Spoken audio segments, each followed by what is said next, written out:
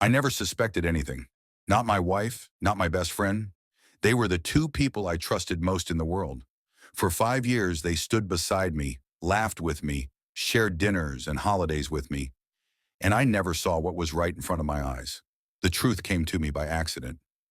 My phone had died at work, and I needed to send an urgent message.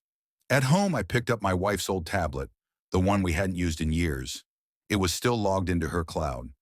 I opened the messenger without thinking, and I saw his name, my best friend. The last message was already on the screen. 5 years, and we finally did it. My heart stopped. I scrolled in horror. There were photos, hotel check-ins, late-night voice messages, dates that stretched back 5 long years. Every business trip, every girls' weekend, every time he told me he was too busy to meet. They had been together the whole time. 5 years of lies. That evening, I invited him over like nothing was wrong. My wife kissed me in the hallway, smiled as she set the table, completely unaware that I already knew everything. When he arrived, I placed the tablet on the table between them. "Explain," I said quietly. They froze, and then something happened that I never expected. My wife didn't cry. She didn't deny it. Instead, she took a deep breath and said, "He deserves to know now. We plan to tell you tonight." I laughed nervously. "Tell me what? That you've been sleeping with my best friend for 5 years?" She shook her head. "No, that he's not your best friend. And he's not my lover either. He's your brother." The room spun.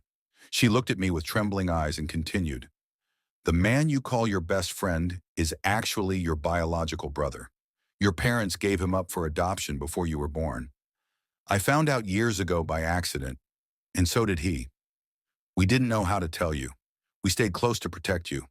Everything you saw in those messages, the hotels, the secrecy, was part of a DNA investigation and legal process. We were trying to prepare the truth without destroying you." I stared at them, unable to speak.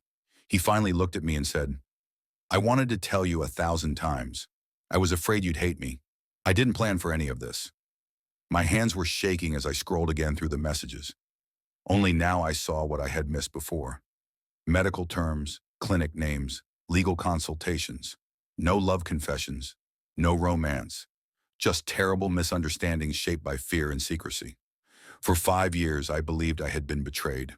In reality, I had gained a brother. That night didn't break my life the way I thought it would. It broke something else instead. My certainty that I always understand what I see.